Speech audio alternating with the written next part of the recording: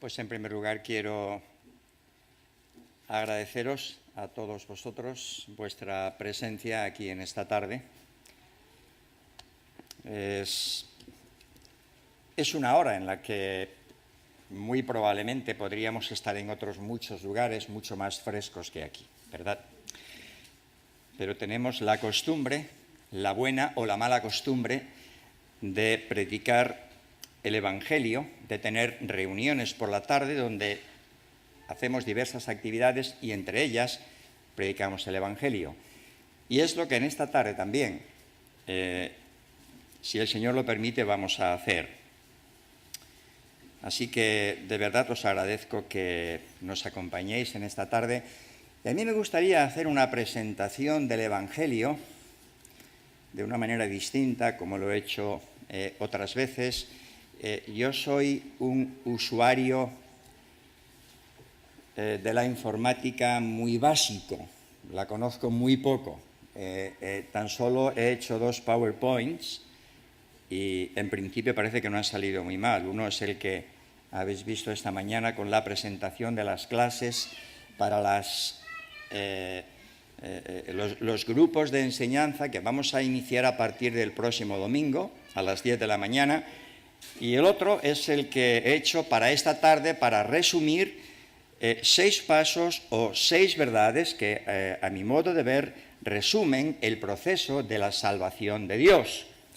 Y yo quisiera seguir ese bosquejo partiendo de una pregunta que encontramos en el Evangelio de San Lucas, capítulo 13, y el pasaje, de hecho, debíamos casi leerlo desde el versículo 22 en adelante, pero yo solo quiero leer el verso 22, del 22 al 23, que dice: pasaba Jesús por ciudades y aldeas enseñando y encaminándose a Jerusalén. Y alguien le dijo: Señor, ¿son pocos los que se salvan? Yo no sé si lo que aparece ahí en pantalla se ve muy bien. ¿Se lee? Porque yo en la pantalla del final no lo veo muy bien, pero claro, aquella pantalla es más pequeña que esa. Ahí se lee mejor. Vale, si no, yo voy a ir leyendo esos puntos para que vosotros también los tengáis claros. Señor, ¿son pocos los que se salvan?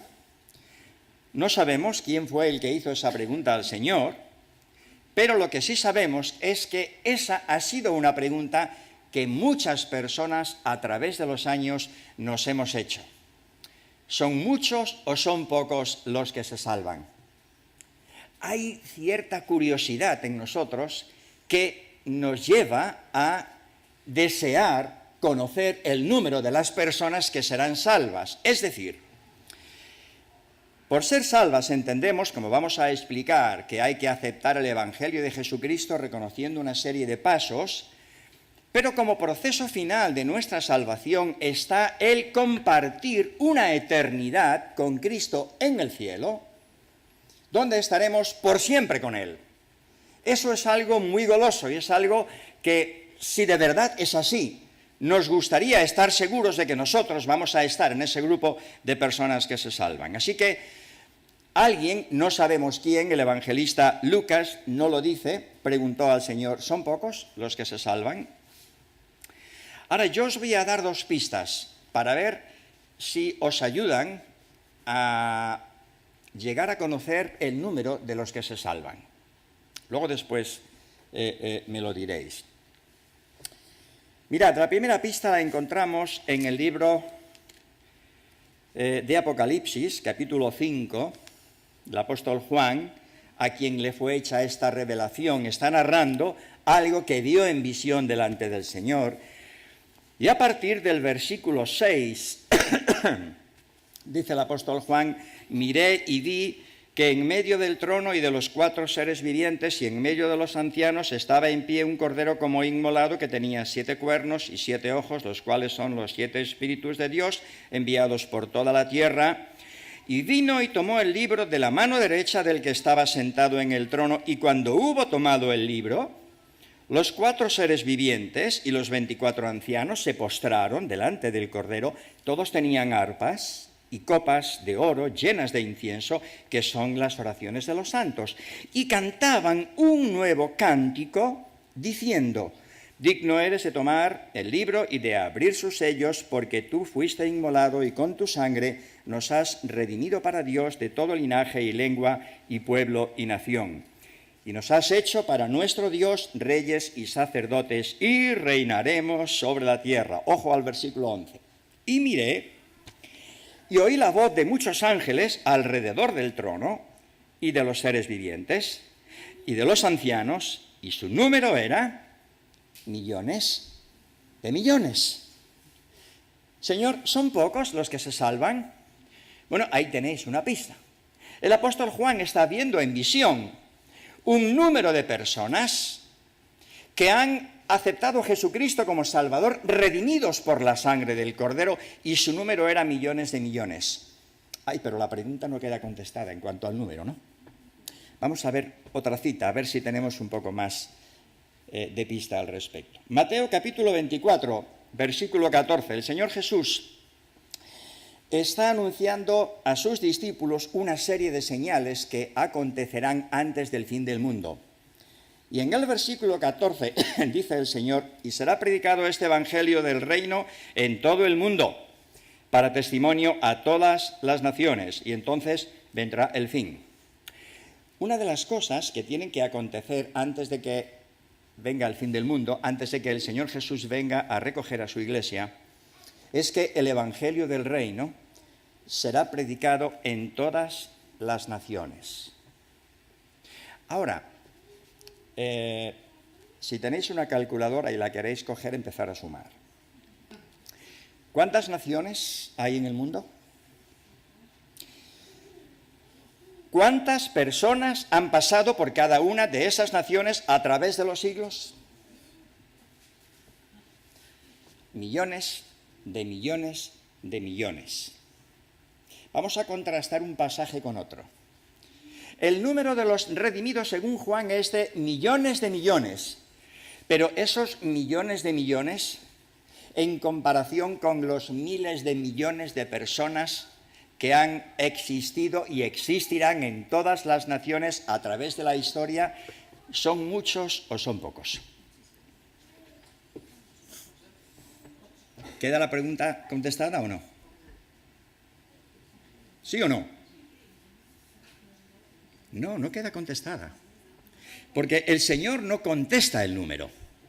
Lo único que sabemos es que yo os puedo remitir a un texto que encontramos en Deuteronomio capítulo 29, versículo 29, donde el autor sagrado dice: las cosas secretas pertenecen a Dios, mas las reveladas son para nosotros y para nuestros hijos para siempre. Y ahí llegamos a otra afirmación que yo os hago ahí. A veces nos gustaría que el Señor fuese más concreto en sus respuestas, pero Él siempre responde lo que nos conviene saber y nunca lo hace para satisfacer nuestra curiosidad.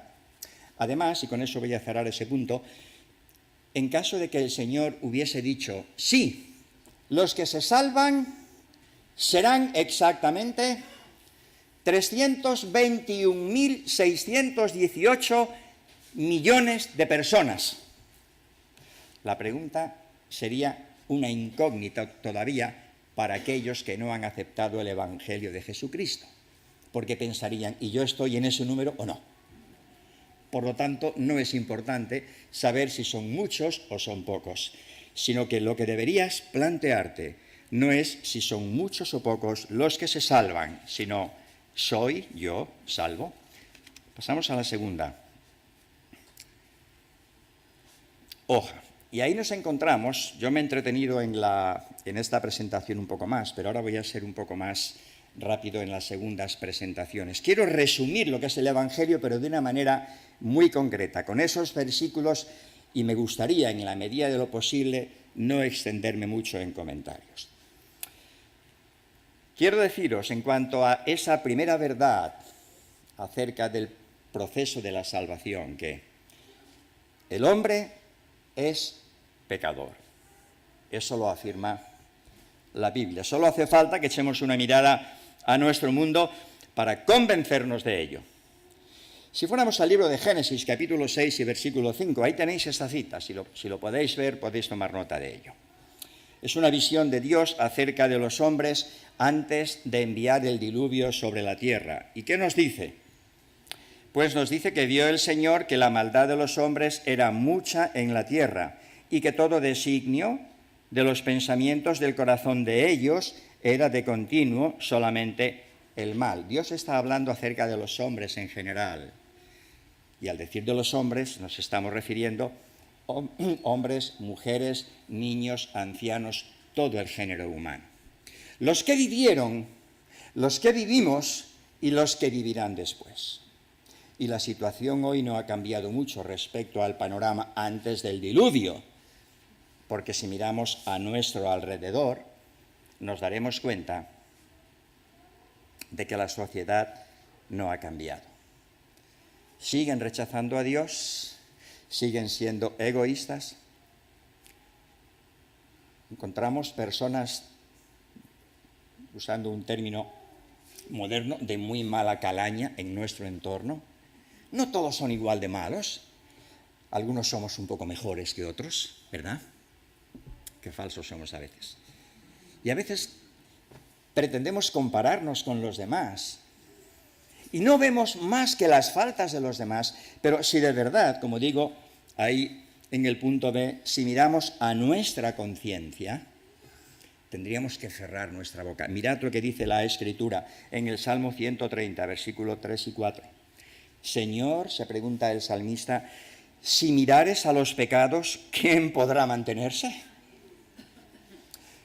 Señor, si tú miras el pecado y lo quieres ver en mi vida, ¿hay alguien que pueda mantenerse en pie delante de Dios?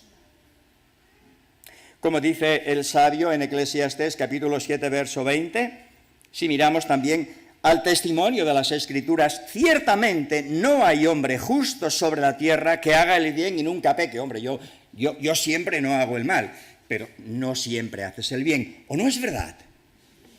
No hay hombre justo sobre la tierra que haga el bien y nunca peque. Por lo tanto, el hombre es pecador. Pero es que el diagnóstico que hace el apóstol Pablo es mucho más claro, y ahí sí quiero llevaros a unos versículos que leemos en la epístola a los romanos. Esa es una epístola, una carta que el apóstol Pablo escribió a los creyentes en Roma, y que en el capítulo 3 y versículo 9 empieza el apóstol Pablo a decir que pues somos nosotros mejores que ellos. Ahí está haciendo una comparación entre judíos y gentiles, porque los judíos se consideraban, por ser el pueblo escogido de Dios, se consideraban una raza especial, una raza favorecida, en cierto modo lo habían sido, porque Dios había depositado sus promesas en ellos, pero no porque ellos fueran mejor que los demás, sino por la misericordia de Dios, porque Dios lo había querido así. Y dice el apóstol Pablo, ¿somos nosotros mejores que ellos? En ninguna manera, pues ya hemos acusado a judíos y a gentiles que todos están bajo pecado. Como está escrito, no hay justo ni aun uno, no hay quien entienda, no hay quien busque a Dios. Todos se desviaron, a unas se hicieron inútiles. No hay quien haga lo bueno, no hay ni siquiera uno. No hay aquí una sola persona que haga siempre lo bueno, ni siquiera que haga lo bueno con frecuencia. Sepulcro abierto es su garganta, con su lengua engañan, veneno de áspides hay debajo de sus labios, hay lo que sale de nuestra boca. Sí, pero yo no soy como otros blasfemos que dicen palabrotas y palabras deshonestas. Pero ¿cuántas veces abres tu boca para hablar mal de tu hermano o de tu vecino? Su boca está llena de maldición y de amargura. Sus pies se apresuran para derramar sangre. Quebranto y desventura hay en sus caminos y no conocieron camino de paz. No hay temor de Dios delante de sus ojos. Queridos amigos y queridos hermanos, este es el diagnóstico de la Escritura. Todo hombre es pecador. Mírate a ti mismo, mírate a tu conciencia y reconocerás que es así. En cierta ocasión se presentó un joven delante del Señor. Señor, ¿qué haré para heredar la vida eterna? El Señor le dice, los mandamientos sabes. No aborrecerás, no adulterarás, no odiarás, amarás a tu prójimo como a ti mismo, honra a tu padre y a tu madre. Señor, todos esos mandamientos los he guardado desde mi juventud. Yo creo que él había fallado en alguna cosa, lo que pasa es que no era muy consciente en aquel momento. Pero si tú te examinas delante de Dios con sinceridad, tú podrías decir que estás libre de culpa delante de Dios. ¿Nunca ha habido un mal pensamiento en ti? ¿No? Oh, Señor, yo nunca he adulterado. Posible. Pero el Señor dijo a las gentes: oísteis que fue dicho, no adulterarás, mas yo os digo que si tú miras a una mujer para codiciarla, ya has adulterado en tu corazón con ella. Como hila el Señor. Es posible que te sientas libre de culpa porque nunca has cometido adulterio, pero nunca has tenido un mal pensamiento, nunca has deseado a una mujer, nunca has deseado a un hombre. Sería un poco difícil confesarlo, pero delante del Señor sería muy sano hacerlo. Yo hace muchos años, cuando empecé a trabajar en una empresa del mundo audiovisual, entré como director comercial y esa empresa se dedicaba a la duplicación de películas, en aquel momento de vídeo, a gran escala para las compañías editoriales, los vídeos que se vendían en el kiosco. Y yo tenía la responsabilidad, porque el departamento de producción me pasaba un vídeo de cada una de las producciones importantes que se hacían, y yo tenía la responsabilidad de ver aquello para que antes de que llegara la compañía editorial, pues si había algún gazapo, había alguna cosa, pudiera detectarlo. Ya tenía sus controles el departamento técnico, pero era una responsabilidad también del director comercial ver aquello. Y en aquel momento se estaba duplicando una película que fue un bombazo. La producía la compañía Fox, Instinto Básico. Yo sé que nadie ha visto esa película. Pues yo la vi. Sharon Stone, una mujer de bandera. No era una película sexy, pero era una película erótica. Y yo deseé a aquella mujer. ¡Guau! No esperabais escuchar esto de mí, ¿verdad?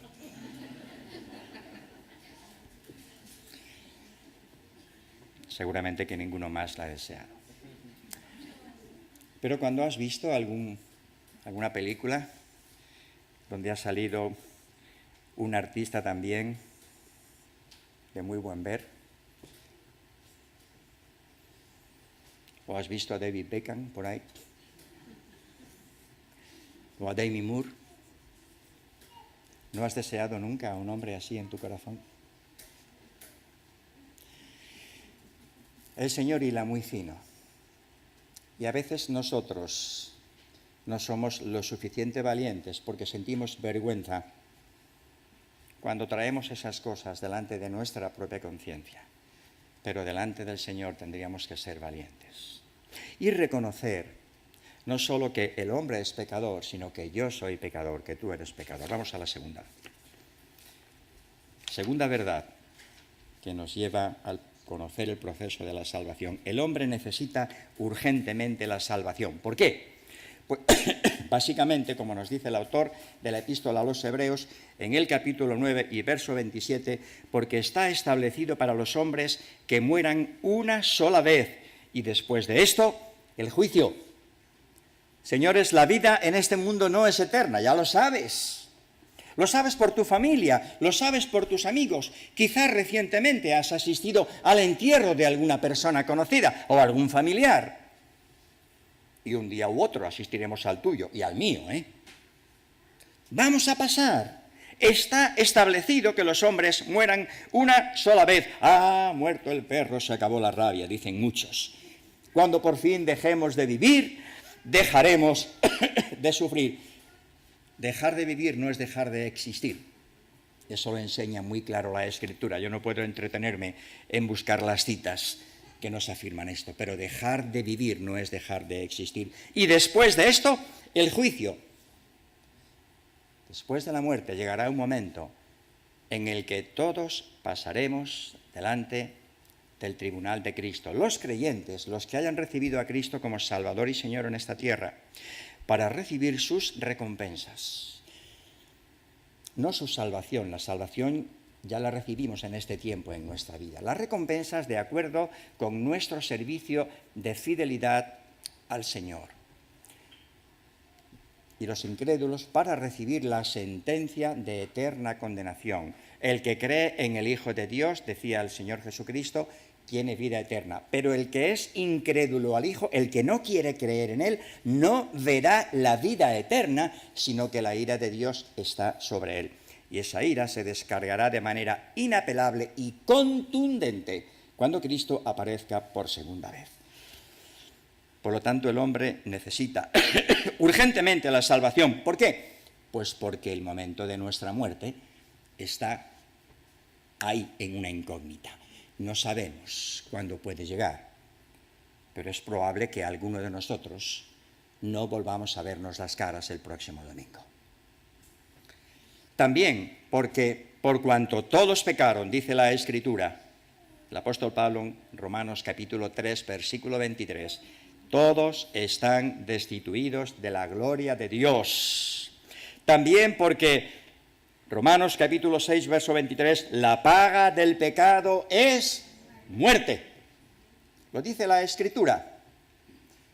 El hombre se ha separado de Dios, ha vivido en su orgullo, en su miseria, no ha querido saber nada de Dios, actúa a sus anchas, campa a sus anchas, y dice Dios, si quieres vivir tu vida, pues ya recibirás la cosecha de lo que es una vida sin Cristo, sin Dios y sin esperanza, condenación eterna.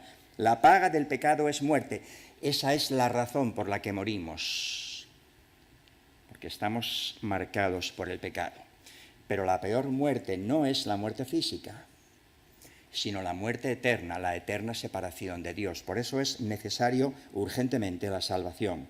Tanto es así que, como decía el Señor Jesucristo a Nicodemo, Juan capítulo 3, verso 3, el que no naciere de nuevo no puede ver el reino de Dios. No se está refiriendo el Señor a que cambies un poco tu compostura, tu forma de ser, a que seas un poco mejor, a que no blasfemes, a que seas delante de tus vecinos, delante de tus familiares una mejor persona. Nacer de nuevo, cambiar radicalmente. Esto es más difícil y esto no es cosa del hombre, sino de Dios. Pasamos a la siguiente pantalla. La tercera verdad es que el hombre no puede salvarse a sí mismo. ¿Por qué? Os doy 3 razones ahí. Primero, porque el pecado le ha incapacitado. El apóstol Pablo, escribiendo a los Efesios, capítulo 2 y versículo 1, les dice, y Él os dio vida cuando estabais muertos en delitos y pecados, y a causa de ellos, y un muerto no puede hacer absolutamente nada. ¿Lo has intentado alguna vez? ¿Has intentado hablar a un muerto? No ha contestado, ¿verdad? No puede hacer absolutamente nada. Ya puede tener muchísimos millones. Ya ha podido ser la persona más influyente del mundo. Aristóteles Onassis, Emilio Botín. Personas que han tenido a su alcance la mayor fortuna del mundo. Pero cuando llega el momento señalado por Dios para pasar a la eternidad, nada de lo que tienen les sirve para salvarse. En primer lugar, porque están muertos en delitos y pecados. Así que no intentes salvarte por ti mismo, porque espiritualmente estás muerto, aunque físicamente estés vivito y coleando. Pero hay una segunda razón. Porque Satanás nos ha cegado espiritualmente. Dice el apóstol Pablo, escribiendo a los Corintios, segunda epístola, capítulo 4, versículo 3.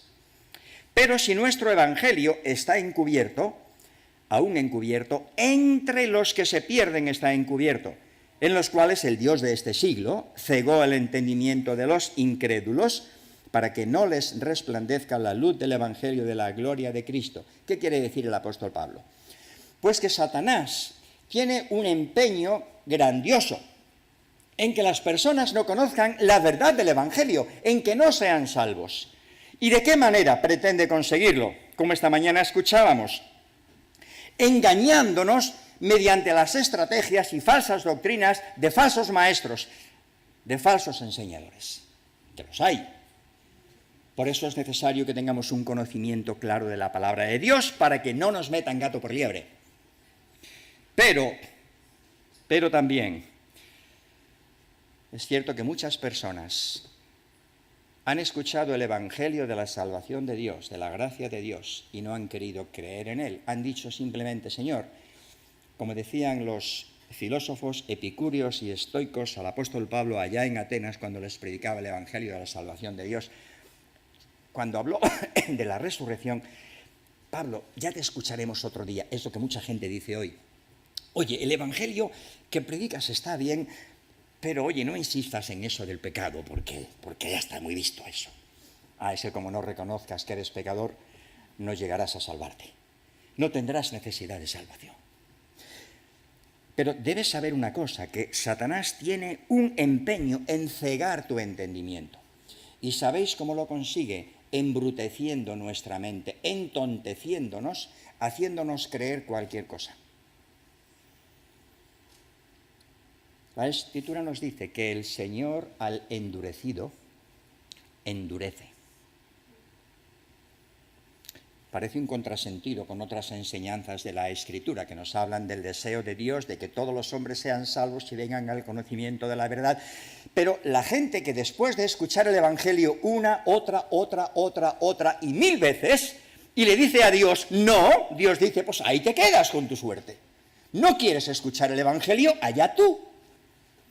Y Satanás aprovecha eso a través de una ceguera espiritual para que a esas personas que han decidido no creer el Evangelio, rechazar a Cristo, no les resplandezca la luz del Evangelio de la gloria de Dios. Qué triste.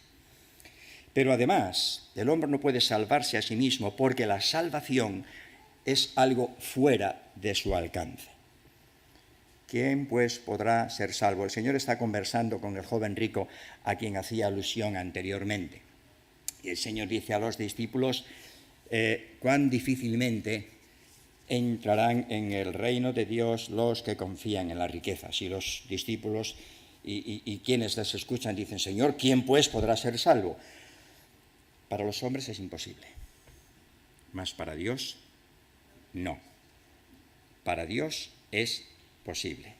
La salvación está fuera de tu alcance, pero Cristo puede y quiere salvarte. Solamente hay salvación en Cristo. Vamos a pasar a la cuarta verdad, que la acabamos de adelantar. Solamente Jesucristo puede salvar al hombre. Bueno, ¿y esto quién lo dice? Pues mira, esto lo dice el apóstol Pedro. Allá en su discurso pronunciado delante de miles de personas en Jerusalén de una manera valiente después de que el Señor ha sido muerto por aquellas mismas personas que le están escuchando, crujían los dientes y decían, uy, a ver qué vas a predicarnos ahora, a ver si vamos a ser culpables, como le dicen nosotros, de la sangre de este justo. Se habían olvidado que pocos días antes habían dicho a Pilato, su sangre, la sangre de Jesús, sea sobre nosotros y sobre nuestros hijos. Pilato, nosotros nos responsabilizamos de su muerte, que pronto se olvidaron de ello. Cuando Pedro dice, vosotros negasteis al santo y al justo y pedisteis que se os diese un homicida. Pero en ningún otro hay salvación, porque no hay otro nombre debajo del cielo dado a los hombres en que podamos ser salvos. Solo Cristo salva.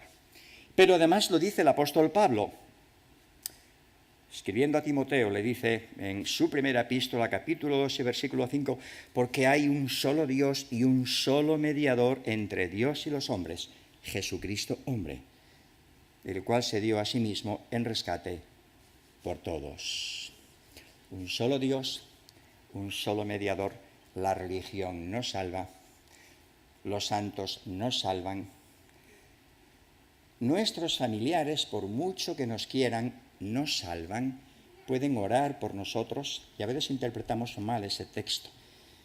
El apóstol Pablo y Silas pronunciaran al carcelero de Filipos. ¿Qué es menester?, preguntó aquel hombre, que yo haga para ser salvo. Cree en el Señor Jesucristo y serás salvo tú y tu casa. ¿Quiere decir eso? ¿Que si yo creo en el Señor Jesucristo, seré salvo yo y será salva toda mi casa? No.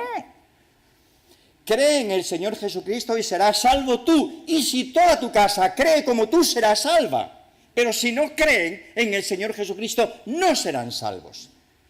Es cierto que la oración del justo obrando eficazmente puede mucho. Es cierto que tener unos padres que han conocido el Evangelio, un familiar que ha conocido el Evangelio, un cónyuge que ha conocido el Evangelio, es una bendición, es una ayuda, porque somos presentados en intercesión delante de Dios con todo amor, y el Señor puede utilizar esa oración para salvarnos. Pero si tú no quieres ser salvo, no lo vas a ser porque tu familiar lo haya sido. Serás salvo tú y tu casa, pero de la misma manera, si creéis en el Señor Jesucristo, todos vosotros. Pero además también lo dicen los 12 apóstoles, cuando el Señor Jesucristo en cierta ocasión, después de hablar de sí mismo como el pan de vida y de predicar el Evangelio con toda claridad, muchos de sus discípulos se marchan y no quieren andar con él. Y el Señor pregunta a los 12, un momento, ¿queréis marcharos también vosotros? Y Pedro, en nombre de los 12, le dice, Señor, ¿a quién iremos? Tú tienes palabras de vida eterna. Solo Cristo puede salvar. ¿Por qué? Esa es la clave. Porque solamente Jesucristo ocupó el lugar del pecador en la cruz. Hay un versículo precioso, aunque complejo, en 2 Corintios capítulo 5, verso 21.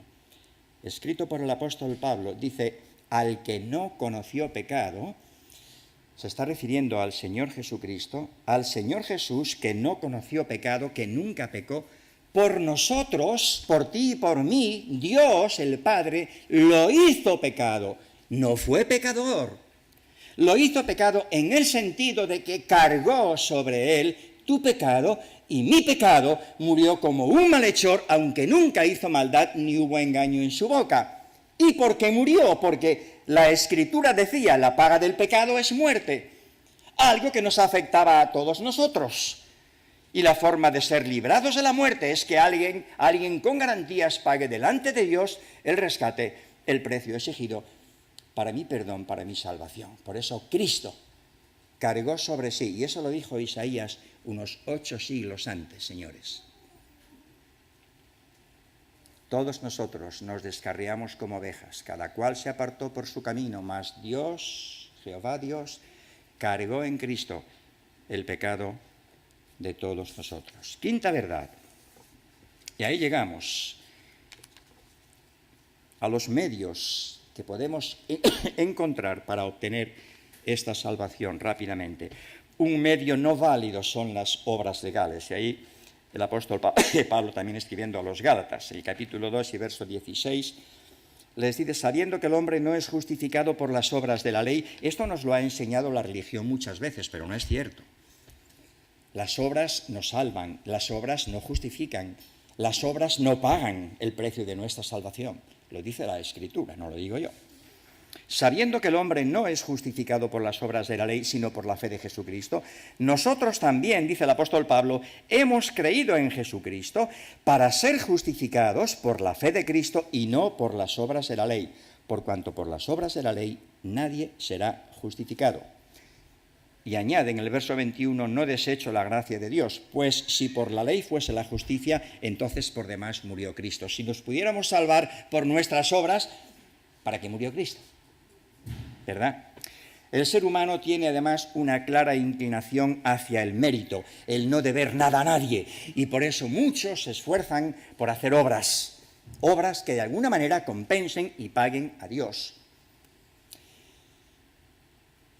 Nuestra recompensa, la recompensa, el precio de nuestra salvación. Pero dice el profeta Isaías que todas nuestras obras delante de Dios son como trapos de inmundicia. Incluso aquellas cosas buenas que tú haces no tienen validez para comprar tu salvación. Dos medios que sí son válidos. La fe. La fe. Oyó Jesús a aquel hombre ciego que le habían que él sanó, que le habían expulsado, y hallándole le dijo: ¿crees tú en el Hijo de Dios? Respondió el ciego y dijo: ¿quién es, Señor, para que crea en él? Le dijo Jesús: pues le has visto, y el que habla contigo él es. Y el ciego dijo: creo, Señor, y le adoró. Dijo Jesús: para juicio he venido yo a este mundo, para que los que no ven, vean, y los que ven sean cegados. Una frase que también parece un laberinto, ¿no? Sí. En realidad lo que está diciendo el texto es que si tú quieres ver la luz de la salvación de Dios en Cristo, está muy clara, la verás claramente, pero si no quieres verla, no la verás. Hay un refrán que usamos vulgarmente entre nosotros: no hay peor ciego que el que no quiere ver, es verdad. Y esto se refiere a hechos muy evidentes que no queremos reconocer porque nos salpican y tendríamos que reconocer que nosotros somos culpables. El único medio que nos pone en contacto con la salvación de Dios es la fe. Por gracia sois salvos, dice el apóstol Pablo, por medio de la fe, y esto no de vosotros, pues es don de Dios. Fe, pasamos a la siguiente hoja, y también arrepentimiento. Ojo que esto va ligado. Porque muchas personas dicen: yo tengo fe en Dios, yo creo en Dios, yo creo en Jesucristo. Incluso creo la Biblia y yo acepto las verdades de la Biblia, pero nunca se han arrepentido de sus pecados.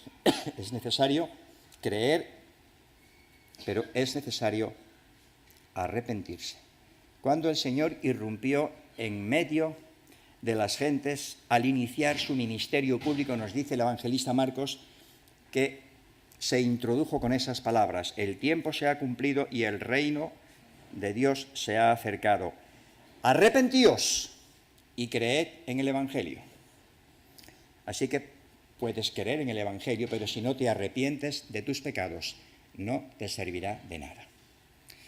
Algunas personas dicen creer, pero siguen manteniendo sus propios pecados. El apóstol Juan es muy claro en la Escritura, en su primera epístola: el que es nacido de Dios no practica el pecado. Caerá en algún pecado ocasional, sí, y enseguida tiene ahí a Jesucristo como sumo sacerdote, como mediador, y con arrepentimiento acude a él y le confiesa el pecado y es restaurado a su comunión. Pero el que es nacido de nuevo no practica el pecado, y si practica el pecado como antes es que no ha nacido de nuevo. A Dios no le puedes engañar.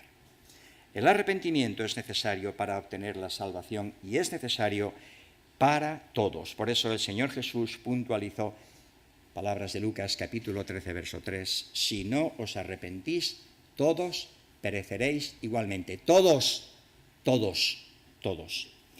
Y el apóstol Pablo añadiría así que la fe es por el oír y el oír por la palabra de Dios. Esto nos lleva a la última verdad, que es una consecuencia de lo que hemos considerado. Como resultado de todo esto, se produce lo que conocemos como un nuevo ser, una nueva criatura. Juan capítulo 1, verso 11. Dice Juan: a lo suyo vino, a este mundo vino, y los suyos no le recibieron. Mas a todos los que le recibieron, a los que creen en su nombre, les dio potestad de ser hechos hijos de Dios, los cuales no son engendrados de sangre, ni de voluntad de carne, ni de voluntad de varón, sino de Dios.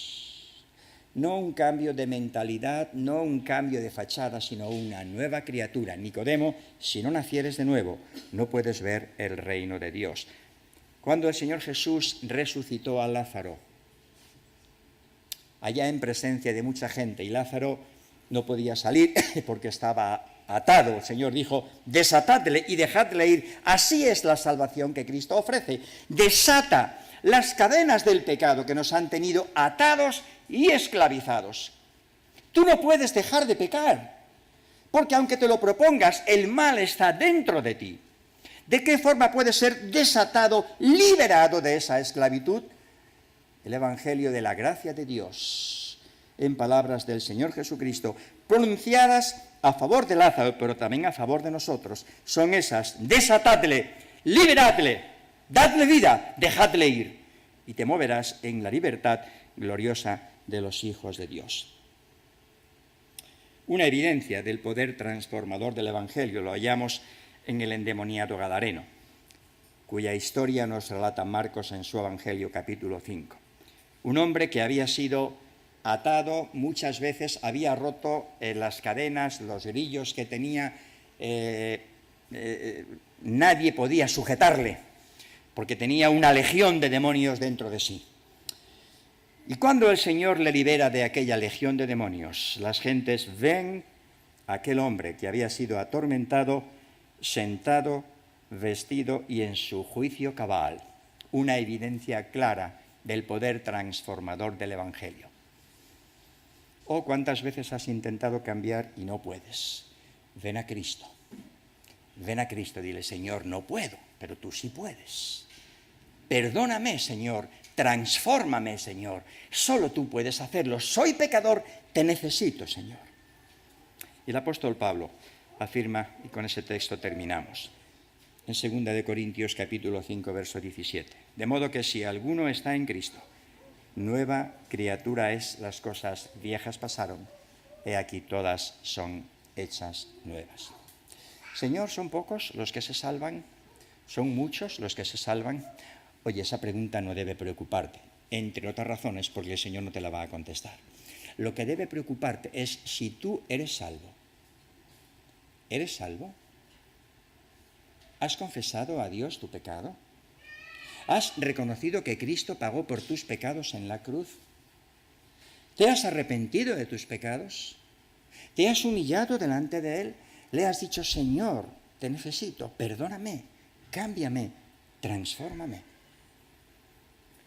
Si tú crees en Cristo de todo corazón, esta es la palabra de fe que predicamos, decía el apóstol, que si confesares con tu boca que Jesús es el Señor y creyeres en tu corazón que Dios le levantó de los muertos, serás salvo. Y esa es la invitación que yo te hago en esta tarde de parte de Dios. Si no eres salvo todavía, Dios te da la oportunidad de que aquí mismo, donde estás, en el lugar donde estás, te diga, Señor, perdóname. Estaba confundido acerca del Evangelio porque yo pensaba que por méritos propios podía conseguir ser una mejor persona, pero no puedo, Señor. La vida me está pasando y yo no puedo solucionar mis problemas. Pero Cristo murió por mis pecados y Cristo puede cambiar mi vida. ¿Quieres hacerlo? ¿Quieres recibir a Cristo como tu Salvador? No es una vergüenza confesar tu pecado delante de Cristo. Si alguno me confesare delante de los hombres, dice el Señor, yo también le confesaré delante de mi Padre que está en los cielos. Pero si alguno me negare también delante de los hombres, yo también le negaré delante de mi Padre que está en los cielos. Y la mayor satisfacción que podrías dar al corazón de Cristo es que tú entendieras que este mensaje de su salvación es también para ti. Y dijeras, Señor, quiero ser salvo. ¿Hay alguna persona que en esta tarde quiere recibir a Cristo como su Salvador aquí? Dilo valientemente. Dilo, Señor, quiero ser salvo, perdóname. Tú tienes poder. Sálvame, Señor. Díselo al Señor. Que el Señor os bendiga.